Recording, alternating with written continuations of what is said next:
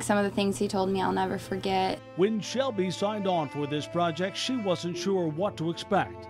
Interviewing area men and women, documented detailed stories of war, many of which the veterans haven't even shared with their families.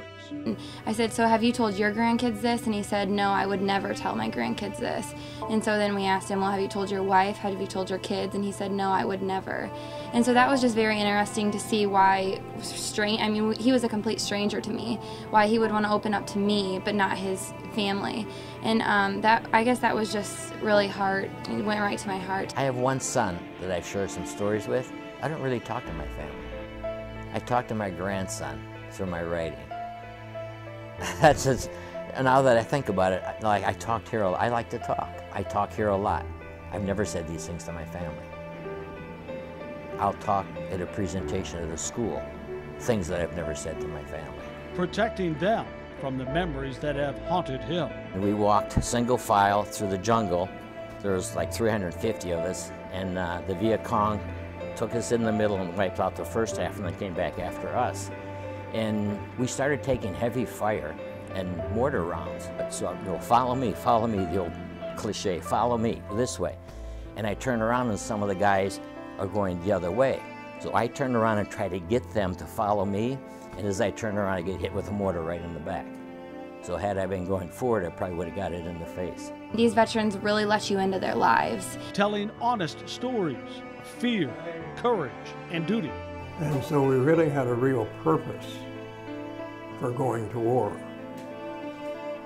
And of course, the results today is, look at South Korea compared to North Korea. So much on the line, so much expected from young men and women who are the same age as these students are right now.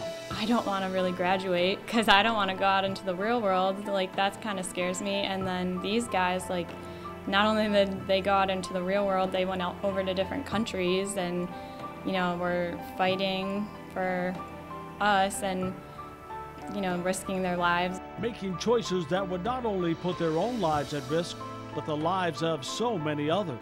He was the one sending guys out to the battles, and he talked about how it was, you know, really difficult to tell some guy, like, hey, you're going here, here's your car, like, and then some of them never came back.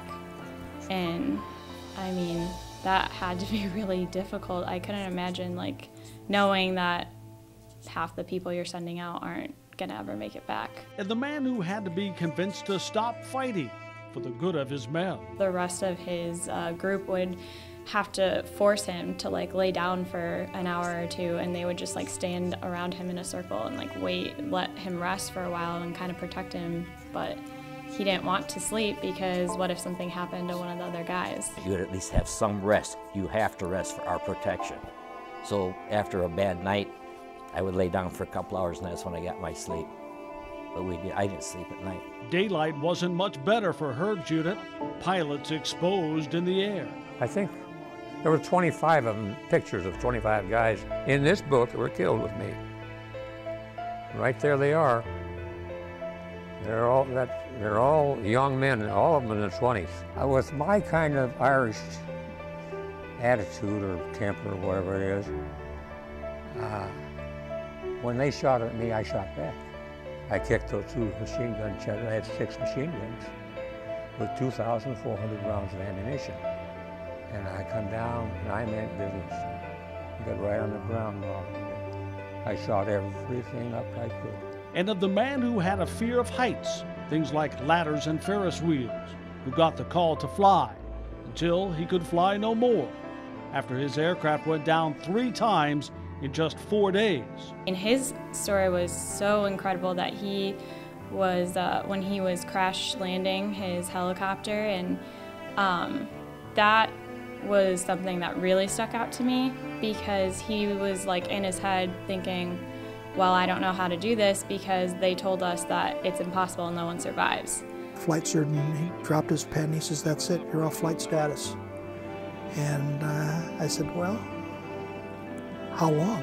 And he said, I'd asked, a week? I said, that would be good, I'm so tired. He said, no, minimum of 6 months. Maybe you will never fly again.